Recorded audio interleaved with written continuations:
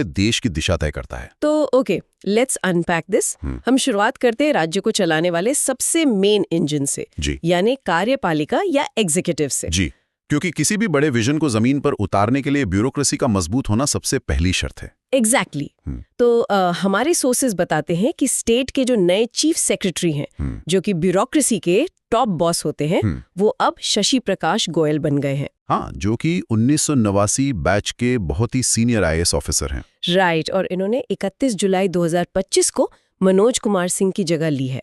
लेकिन जो चीज मेरा ध्यान सबसे ज्यादा खींच रही है वो है इनका मेन टारगेट, यूपी को $1 ट्रिलियन की इकोनॉमी बनाना।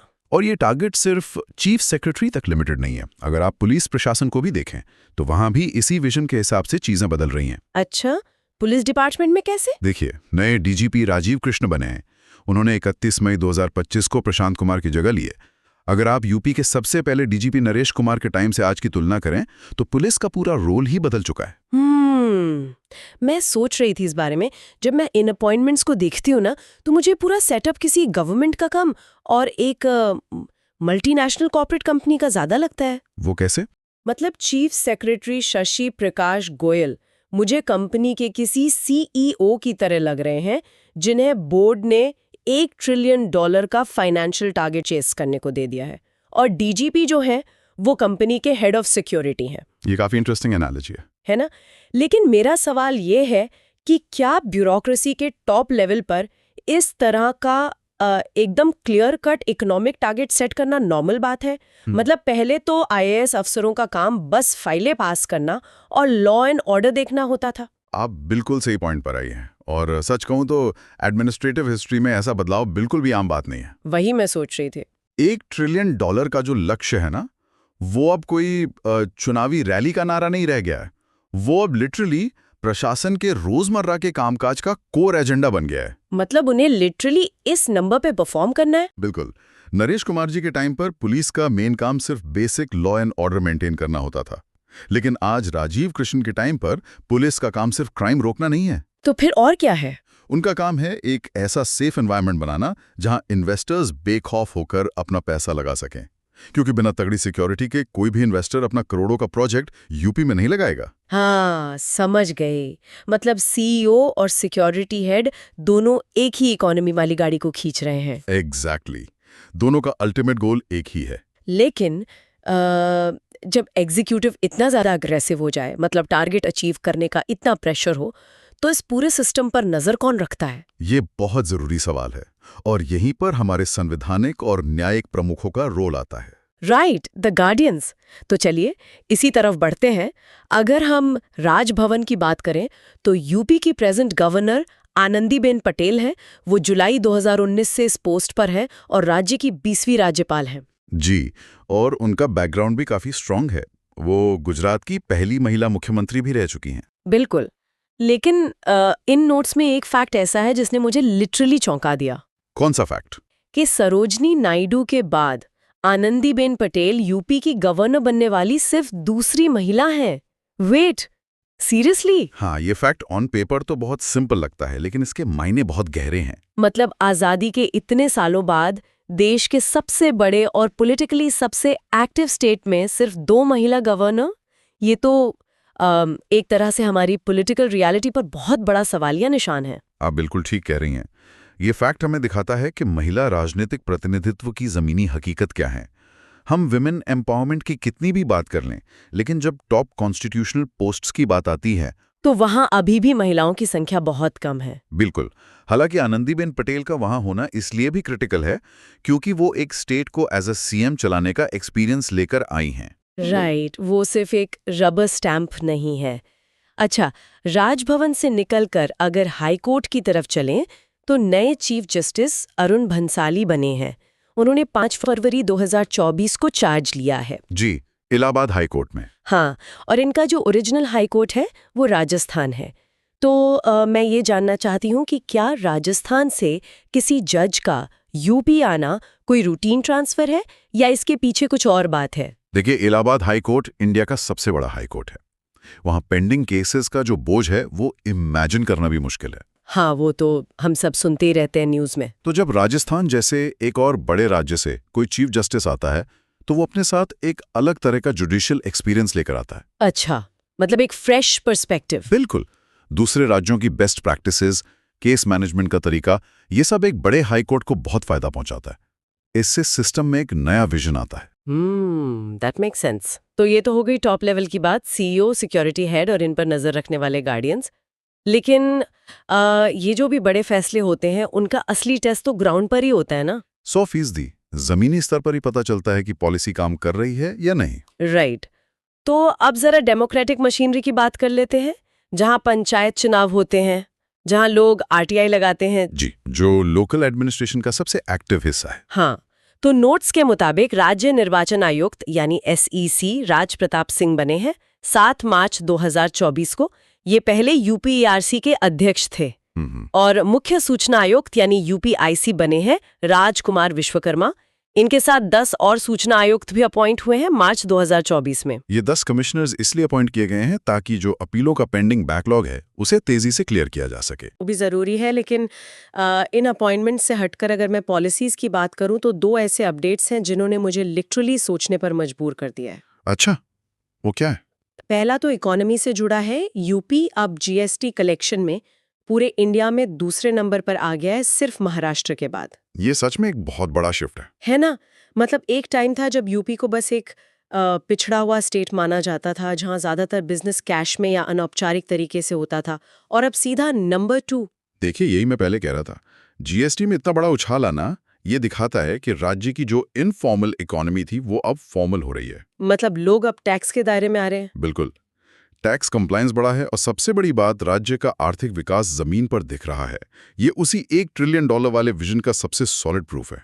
ये तो काफी पॉजिटिव तस्वीर है, लेकिन जो दूसरी पॉलिसी है वो थोड़ी मतलब बहुत ज्यादा सख्त है। आप किस पॉलिसी की बात कर रही हैं? पेपर लीक वाली।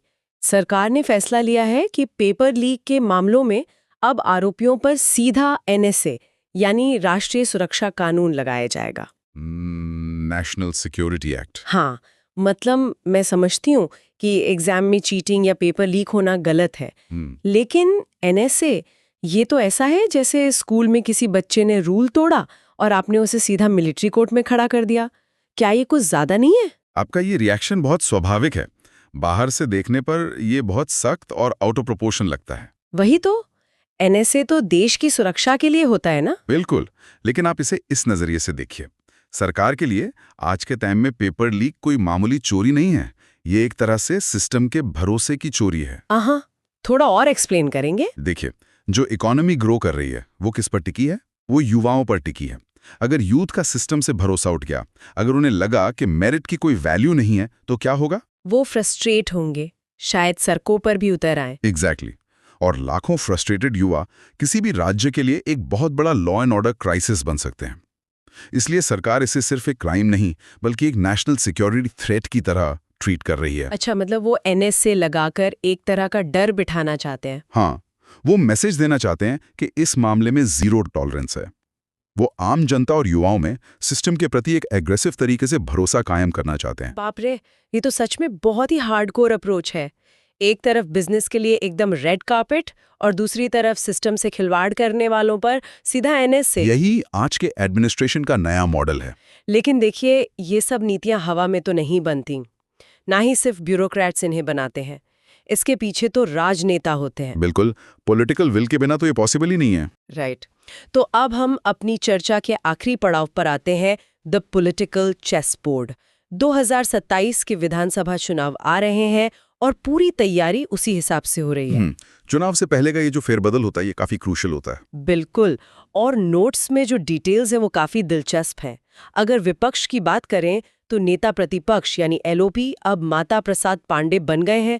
उन्होंने अखिलेश यादव को रिप्लेस किया है। जी, माता प्रसाद पांडे जी बहुत ही सीनियर नेता हैं। हाँ, 7 बार के एमएलए हैं इटावा सीट से और पूर्व विधानसभा अध्यक्ष भी रह चुके हैं।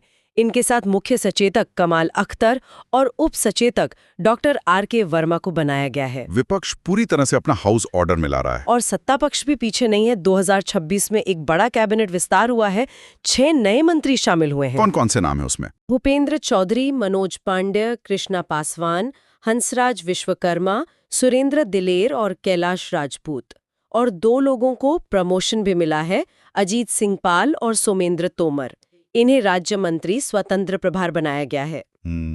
ये लिस्ट काफी सोची समझी लग रही है। हाँ, और अगर टॉप कैबिनेट देखें तो सीएम योगी आदित्यनाथ के पास गृह और राजस्व जैसे भारी भरकम मंत्रालय हैं। डिप्टी सीएम केशव प्रसाद मौर्य ग्राम्य विकास देख रहे हैं और दूसरे डिप्टी सीएम ब्रजेश पाठक चिकित्सा एवं स्वास्थ्य। और फाइनेंस सुरेश कुमार खन्ना के पास है।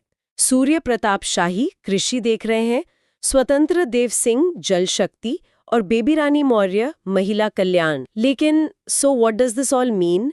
आप किस कॉन्टेक्स्ट में पूछ रही हैं? मेरा सवाल एलओपी वाले चेंज पर है। मतलब आजकल हर पार्टी यूथ की बात करती है, युवा नेताओं को आगे लाने की बात होती है। फिर विपक्ष ने किसी यंग चेहरे की जगह 7 बार के विधायक माता प्रसाद पांडे को क्यों चुना? ये बहुत ही शार्प ऑब्जर्वेशन है आपका। मतलब ये थोड़ा पीछे जाने जैसा नहीं लग रहा? अगर हम इसे बिगर पिक्चर से कनेक्ट करें तो ऐसा बिल्कुल नहीं है। चाहे विपक्ष हो या सत्ता पक्ष का 2026 का कैबिनेट विस्तार, दोनों तरफ एक ही चीज पर दांव खेला जा रहा है। और वो क्या है? एक्सपीरियंस और जमीनी संगठनात्मक संतुलन। देखिए, 2027 की लड़ाई सिर्फ टीवी डिबेट्स या सोशल मीडिया पर नहीं लड़ी जानी है। राइट, वो तो जमीन पर लड़ी जाएगी। बिल्कुल, ये लड़ाई कोर पॉलिटिकल मैनेजमेंट की है। माता प्रसाद पांडे जी को एलओपी बनाने का मतलब है कि विपक्ष विधानसभा के फ्लोर मैनेजमेंट में कोई कच्चापन नहीं चाहता। उनके पास रूल्स का, पॉलिटिक्स का दशकों का एक्सपीरियंस है। अच्छा, और सत्ता पक्ष के कैबिनेट एक्सपेंशन का भी यही लॉजिक है? 100%। भूपेंद्र चौधरी जी का वापस आना या नए चेहरों को जोड़ना, ये सब कास्ट इक्वेशंस और जमीनी कैडर को साधने के लिए है। वो चुनाव से पहले कोई भी लूप होल नहीं छोड़ना चाहते। अनुभव को ही प्राथमिकता दी जा रही है। वाओ, तो मतलब हर एक चाल बहुत सोच समझ कर चली जा रही है। तो चलिए आज के इस पूरे डीप डाइव को समराइज करते हैं। जी बिल्कुल। आज हमने देखा कि यूपी कैसे एक बहुत बड़े ट्रांसफॉर्मेशन से गुजर रहा है। एक तरफ तो वो $1 ट्रिलियन इकोनॉमी का टारगेट लिए हुए है और जीएसटी में नंबर 2 बनकर एक इकोनॉमिक जंप ले रहा है, जो कि बहुत ही रिमार्केबल है। हाँ, लेकिन दूसरी तरफ वो एनएसए जैसे सख्त कानूनों और बहुत ही एक्सपीरियंस पॉलिटिकल अपॉइंटमेंट्स के जरिए अपने पूरे सिस्टम को बहुत ही ज्यादा टाइट कर रहा है। एक तरह का आयरन ग्रिप एडमिनिस्ट्रेशन। एग्जैक्टली। तो एज एन एक्सपर्ट आप इस पूरे सिनेरियो को कैसे कंक्लूड करेंगे? मैं बस एक सवाल के साथ इस चर्चा को खत्म करना चाहूंगा जो हमारे लिसनर्स को भी सोचना चाहिए। जी बताइए। देखिए, जब कोई राज्य अपने टॉप ब्यूरोक्रेट्स को सिर्फ इकोनॉमिक टारगेट्स के पीछे लगा दे, एग्जाम्स की चीटिंग रोकने के लिए सीधा नेशनल सिक्योरिटी एक्ट लगा दे और अपनी पूरी पॉलिटिकल मशीनरी को सिर्फ कंट्रोल और एक्सपीरियंस के बेसिस पर रिस्ट्रक्चर कर दे, तो हमें यह सोचना चाहिए कि क्या ये टॉप डाउन बदलाव, ये कॉर्पोरेट जैसा सख्त अनुशासन आम नागरिक के रोजमर्रा के जीवन को कैसे इफेक्ट करेगा? क्या ये सख्ती सिर्फ जीएसटी और $1 ट्रिलियन के आंकड़े बढ़ाएगी या फिर राज्य के उस सिविक कल्चर को भी हमेशा के लिए बदल देगी जहां लोग बेखौफ होकर सवाल पूछ सकते हैं? उफ, ये तो सच में एक बहुत ही प्रोवोकेटिव थॉट है। मतलब डेवलपमेंट की कीमत कहीं डेमोक्रेटिक फ्रीडम तो नहीं बन रही? ये सोचने वाली बात है। बिल्कुल, यही सबसे बड़ा सवाल है। खैर, ये एक ऐसा सवाल है जिसका जवाब शायद आने वाले कुछ सालों में ही मिलेगा। तो लिसनर्स, आप भी इस पर जरूर विचार कीजिएगा। आज के लिए बस इतना ही। हम मिलेंगे अगले डीप डाइव में किसी नए टॉपिक और नए एनालिसिस के साथ। शुक्रिया। Thank you.